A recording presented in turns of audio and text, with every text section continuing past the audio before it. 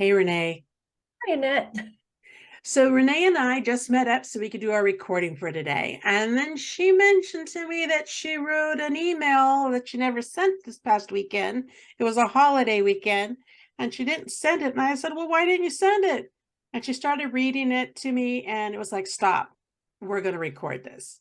So you are right in the middle of a conversation, but you'll get caught up right away as soon as she starts sharing that email, which I think is so valuable. It's so precious.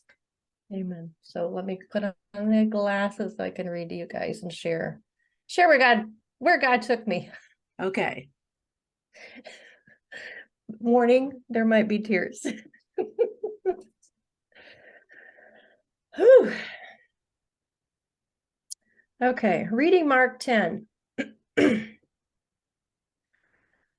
verses 46 to 52. It's about the blind beggar who hears that Jesus was nearby, and he began to shout, Jesus, son of David, have mercy on me. And some of the people told him to be quiet. But he only shouts louder, Son of David, have mercy on me. And Jesus hears him and says to the people, tell him to come to me. So they tell the blind man to cheer up and that Jesus is calling him and to come on.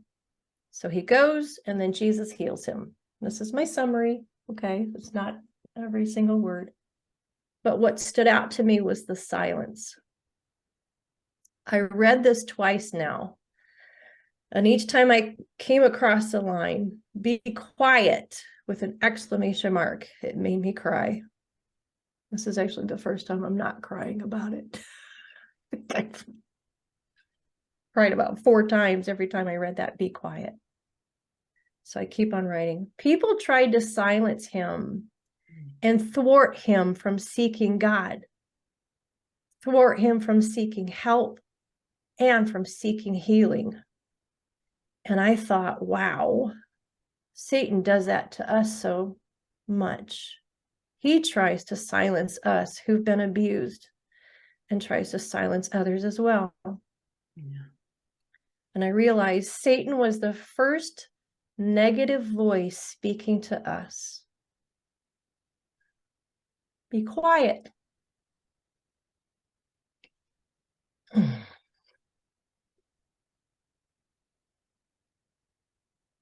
Sorry. Be quiet. Don't bother the Lord.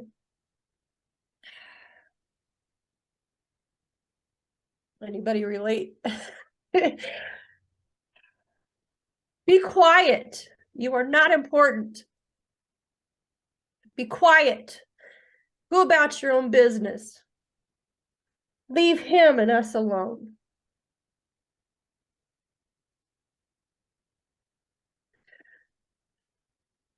Then I wrote in my Bible the following after reading this passage. Hold on. Eyes are getting blurry. Too many tears. How many times are we silenced, told, or feel that we should not ask, we should not tell? Just stay as we are. Don't bother Jesus, and don't bother others. We were created to be in commune with Christ on everything, every detail, and created to be in community with others, inviting them into our life, us being transparent, even of our own struggles in our life. We are not to believe the lie of silence. When we need help, when we could benefit in friendships, benefit from others' prayers for us, why do we do so much solo? And why do we believe the hush of the world?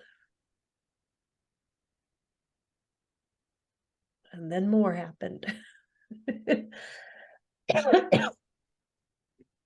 stirred quite a lot in me because I'm gonna just keep reading. It says, I noticed since I was younger that Christmas and Easter, I have at least a few hours with not finding peace. It's almost like there is a battle within, heavier in those seasons and days. Today, I recognize it's not anger toward the commercialism of the 2 days, which it was as a teen and growing up. And I would say that the commercialism, anger was what made me irritated. And I would not find a place of deep peace. I would settle down finally, though, and I'd start doing our artwork, drawing him, Jesus, or an angel. 2 of those pieces were my best drawings too, on a Christmas day or Easter, after that internal struggle that was heavy.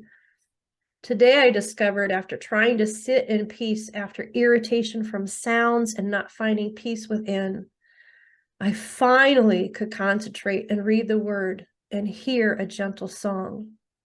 I was tired. I was wanting more with God. I wanted to go deeper. I knew even attending an Easter service would not usher what I needed for me, except stir more overstimulation with my health and noise. But deepness was desired. I think it was and is my spirit fighting on those days, perhaps, to be in the deep presence of God and to worship him. I recognize today that it is Satan that speaks all the things to keep me from being still and to doing this deeper worship and this deeper seeking. He will do whatever possible to keep me from being still and soaking or communicating or even asking God questions. He also irritates me to the point that I will wrestle within to even sit and to even seek God. But that's then when the beautiful ahas come out. That's when I'm seeking God. Really, it is as if Satan sees that I am entering into a holy space of worship, or to worship God in my unique way, and something incredibly beautiful is going to be produced out of it. But every one of his holidays, God's holidays, I notice I'm irritable. And I want deep, deep time with Christ. And when I finally sit to fight to get there, I can break past the wall of Satan's nose and inviting Christ to take me there. It's amazing when I arrive. That's what I got for you, peoples. That being silent part, yeah. I'm sure so many can relate to that. I know I've asked by family, by friends, by those I thought loved me most, be silent. Please don't talk about the sexual abuse. Please don't talk about this or that. And yet, if I don't talk about it, then I feel like I'm not doing what God has asked me to do. Right. Because out of that horrific abuse, God, that's where the tragedy turns into God being glorified. Yeah. That's where the rescue comes. That's where God shines the most. And he's just so wonderful. And that's the story I feel like I need to keep sharing, whether I'm asked not to or not. And I think people misunderstand, perhaps, we're asked to tell the story. It's not because of the ugly part that we're excited to tell. It's part of the story, yes, but it's the peace we've gained since. It's the joy we've gained since. It's the healing we've gained since. It's how he met us in the ugly moment. Yes. Well, thank you for sharing today. Absolutely.